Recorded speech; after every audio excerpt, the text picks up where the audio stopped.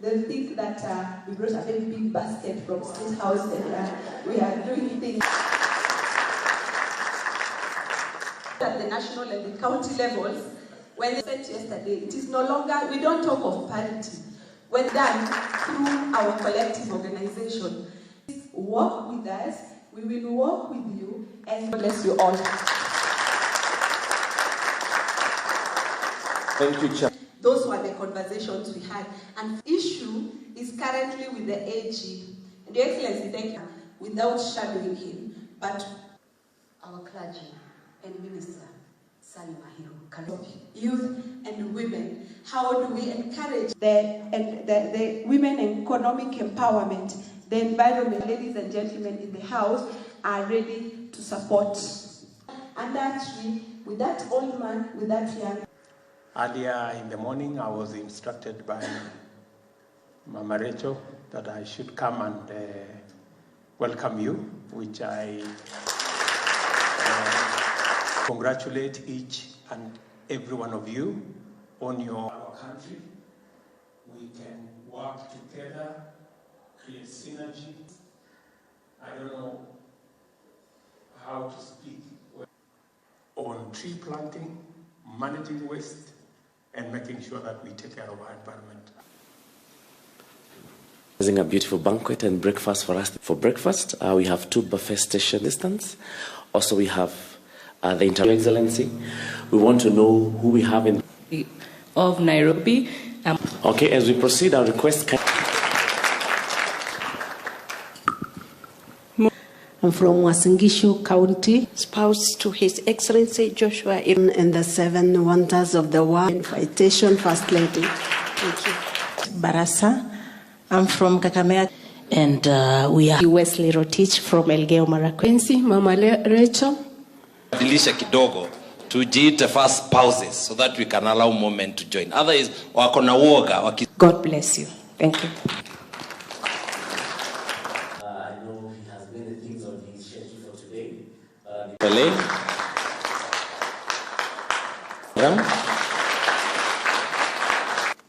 There is Medina Isaac from Mandera County. This is our gift. She'll be followed by. Let's clap for her.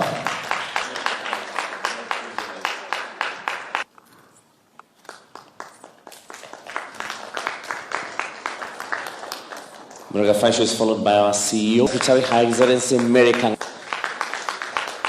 Excellency Alamita Jatani from Marsabit County.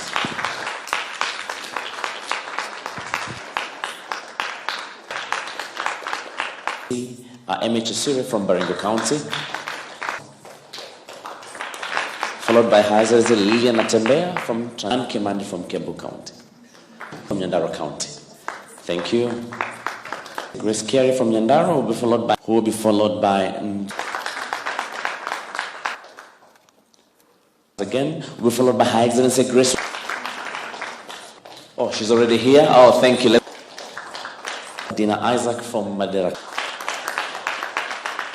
who will be followed by our CEO for today. Thank you for the indulgence.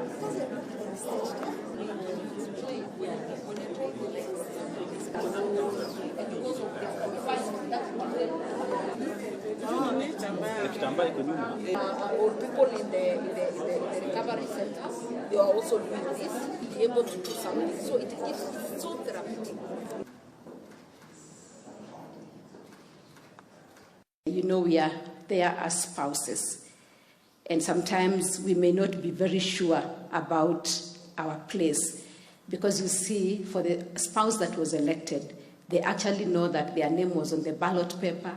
They went campaigning more than you, and they've been elected. And so you're also there, and you know that you're supposed to support this spouse. I want to say that God has given all of us a great opportunity to be able to support. And I must say that devolution is a great thing that happened in our nation. You can imagine if we did not have devolution, that would not have all of us seated here today, and even the work that God has enabled you to do, maybe you'll not be able to do because that governorship, that governor would not be there. But now you're there as a spouse, and God has given you the opportunity to be there. Because you may be thinking and wondering, what you'd like to do, even with the communities in your county. But I must say that it is not something out of the norm. It is the thing that you have always desired to do, and it is that problem that you see in society that you have always wanted to solve. I'm reminded of that day when I had gone to help my husband campaign in the year 1997 as a young girl, like some of you that are seated here today. I was only 27 years old, very green, very naive, small family, did not know what life was all about, and I'm here now, in the campaign trail. And I meet these women that were just seated on the side of the road. And as I go to speak to them, not even knowing really what to tell them, the way you have to think because you're not very sure. Something I've discovered about spouses is like we really have to check our words because you don't want to spoil for the person that is actually running for office, isn't it? And so, I was trying to see what to tell them. I noticed this one woman that had a broad smile but did not have shoes. And I asked myself several questions. How did she leave her house without shoes? Did she forget the shoes? Or I see that she doesn't have the shoes. And if she can come without shoes and look emaciated like she had not even had breakfast, what about her children? What about her husband? And quickly I got an inspiration in my heart. And I told myself, if God enables my husband to be elected member of parliament for Eldoret North that time, I would like to come back and do something with these women. And I want to do something that is sustainable. So right there, I saw a need of women economic empowerment, of empowering this woman. And I thought in my heart, in my head, in my spirit, that if this woman had some little money in her pocket, she would buy shoes for herself. She would eat a good breakfast. She will take care of her children, and she will take care of her family and her husband. And I came praying, thinking, looking for sustainability, something that would be sustainable, and it took me 12 years. In the year 2009, a friend of mine walked to my office, and she told me about the concept of table banking. And that is what I took to the women of Eldoret North. Table banking, a concept that had been written by the then Poverty Eradication Commission. It was just lying in the shelves. It had been piloted in Katanga and in Bondo, and it was left there. So I just picked a paper that was ready, took it to my village, started crisscrossing our constituency of Eldoret North, teaching women about financial inclusion, because we know that women are actually financially excluded. Thank God that it is now 15 years, and there is a lot of changes that is happening. And so that is how Joyful Women Organization was born on the 31st of August of 2009, under a tree. And we decided to call this organization Joyful Women, after that one woman that did not have shoes, looked like had not had breakfast, but was very joyous and very joyful. And we said, we want to take this joy to every home. And how do we take this joy to every home? By putting money in the pockets of our women. As the first spouses, let's trust God to be able to do something in the counties that God has given us at such a time as this, to be able to change the life of somebody. It may not be the entire county, because I know some of those counties are very big in terms of landmass or even in terms of population, but do something that is going to change the life of someone.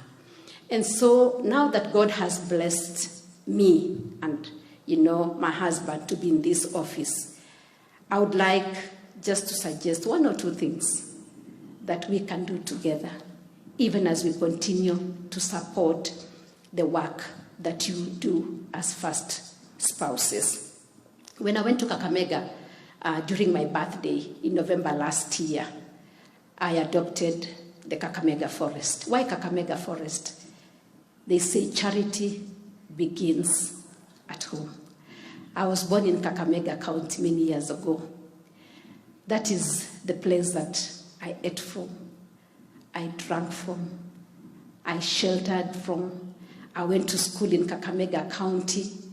And so I decided to go and adopt 500 acres of Kakamega forest, or 200 hectares of the Kakamega forest. And we are going to be partnering with the First Lady of Kakamega County, my dear sister, and all of you, especially now that the rains have come. We are going to be planting trees. We are actually going to be launching that program, God willing, in the month of April. What am I trying to say? What about if you adopt a forest in your county? Take a minute to think about the forest in your county. Some of you are thinking, I don't think we have any forest. What about coming up with a forest in your county? Government is here to support us. We have the Kenya Forest Services, we have the Ministry of Environment, we have the Presidency, we have my office, and you can adopt and grow trees in a forest. Suppose we told ourselves as county spouses, first spouses, working with my office, let's put aside, even just to start with, 1 day in a year to do a cleanup exercise in our counties. And we support each other. You mobilize the people in your county, and we do that cleaning up exercise. Those are some of the ideas I'm thinking we can collaborate as one of the 5 C's in our office. Suppose we did an exchange of food to say that if I have food in Kisii County, if I have food in Nyamira County, I can mobilize families to give, even if it is just 1 branch of banana. And my sister from Nyamira County, you have a place where people can bring those bananas. And we look for logistics and transport, and we say we want to take those bananas to Marsabit. And my sister from Marsabit is there to receive the bananas and distribute to the people of Marsabit. Our sister from Nyandarua told us it's the county of potatoes. Suppose during the harvesting season of the potatoes, because some of it ends up going to waste, the people do the business to sell whatever they are selling. But there is that 10%, even in the church, that we give, that tithe, that you say, when I get my 100 containers, when I get my 10 containers, can I put 1 aside for somebody in Mandera, or somebody in Kajiado, or somebody in this particular place? The cabbages I had, I think again it was Nyandarua, that I had somebody say there were too many carrots and cabbages until they were giving to the cows. Supposing we give just a few to the cows, and the rest we decide to take them to Kitui. Our first spouse from Kirinyaga, I know Kirinyaga is one of the richest counties with all the horticulture products. Some of that, if people can bring it to a central location and we decide to take it to another county, we build a collaboration. We build a sisterhood, a brotherhood, a first spouses collaboration and network to say that I will not sleep if my sister in Wajir is sleeping hungry. And so that is what I was thinking. The ones from Trans Nzoia, my sister, Mrs. Natembea, and my sister, Mrs. B, with the maize there, because we have a lot of maize there. What about if you collect? People donate and bring a few sacks of maize during the harvest, put it in a go-down somewhere there, and during the time of need, we can actually take that food distribution to the place that is needed. We're going to be supporting also the different programs that you have, because like I said, everybody has their calling. The speaker has told us that, we have this purpose that each one of us has in their hearts.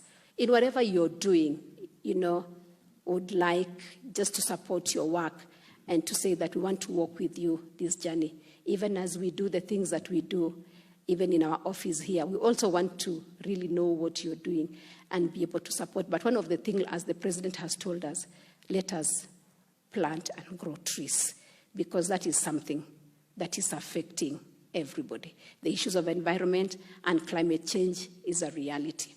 And by growing these trees, we are actually going to be impacting generations to come. And before long, we will be able to see the impact of growing of the trees. The 15 billion trees. My office has actually said that we are going to be planting 500 million trees. That's 500 million trees. I'm so glad to hear about NYS. I'm so happy to hear about the military. And let's support one another to be able to plant these trees. Your Excellency, as we listened to the programs done by Mama Doing Good, the environmental program in particular, there was a program we had with an organization which we were calling Taka Nimali, which was introduced to the county first ladies, and the pilot project was done in 2 counties, which was Kajiado and Taita Taveta. Kajiado was able to pick it up very fast, and the county government was able even to purchase equipment for recycling. And just recently, at the Kitengela dump site, we can see how women have turned the whole, Her Excellency, she's not here and she's absent with apology, says we don't call it takataka ama uchafu, the mzigo, into money. So what they call the taka ni mali. They bring the mzigo to the dump site, it is recycled, and then it is sold. And different products come out of that. So it is doable, what you said in terms of partnership in the issues of environment. On tree planting, Your Excellency, the rallying call has been picked by all the first ladies, especially after our visit to Kakamega. And in most of our programs, when we go to the counties, we plant trees first before we do anything. Just recently, during the day of zero tolerance to FGM in my county, I was able to plant, despite the drought, 350 trees in 4 different schools. So it is doable. All we are asking is, how do we do it together? Because so that we can provide the institutions with the relevant tanks so that they can be able to do that. Your Excellency, as I mentioned earlier, we are in this office by virtue of marriage. It was not a choice to be the county first spouse. But we want to walk through, we want to have, to support, complement what our spouses are doing. And I take the 5 C's because we have convening powers at the county levels, just as you have convening powers at the national level. We want to convene, we want to connect, we want to collaborate, we want to catalyze, and we want to celebrate. And if not anything today, what we will be carrying from this room will be those 5 C's. We convene, we connect, we collaborate, we catalyze, and we celebrate each and every small achievement that will be done through our collective organization. As spouses, I think you have a responsibility, a huge one, to support the people who have been elected. And I know sometimes that support takes all forms. You pray for them, you support them in many ways. And I just want to suggest 1 or 2. One of them is what First Lady from Marsabit has said. One of them is matters environment. I think we all agree that in the context of what we see in climate change and the effects of what changes in the environment, how it is affecting our country. The almost 4 consecutive years of underperformance of rain, the situation we have of drought, the almost famine situation that we are witnessing. We need to do something about that, and one of the things that we can do is to manage our environment. And one of the areas of managing our environment is to work on tree planting, managing waste, and making sure that we take care of our environment. I want to request you and ask you and implore on you to support our environmental management initiative. So if you can take lead in managing the environment is a good thing, whether we have climate change or not. It becomes urgent and it becomes priority if we also have to manage matters to do with climate change. So my request to you is we will be working with many actors. We are putting together the strategy on how this is going to happen so that we can plant 15 billion trees in the next 10 years. I want to just tell you it's doable. I have seen many institutions are beginning to pick up their portion. The military, for example, wrote to me 3-4 days ago and said they are going to have to plant 500 million trees on their own. The National Youth Service have undertaken to plant 1 billion trees. So we are looking at counties. You know, what is it that the counties can do so that we can support them? We are going to shortly communicate to you what the strategy is so that we can better manage environment in our counties, in every part of our country. The moral aspect of our society. I think spouses can play a very big role, and they can give voice and they can amplify the discussion around matters that are affecting our society. Many of our children are hurting out of drug abuse and the whole of that moral space.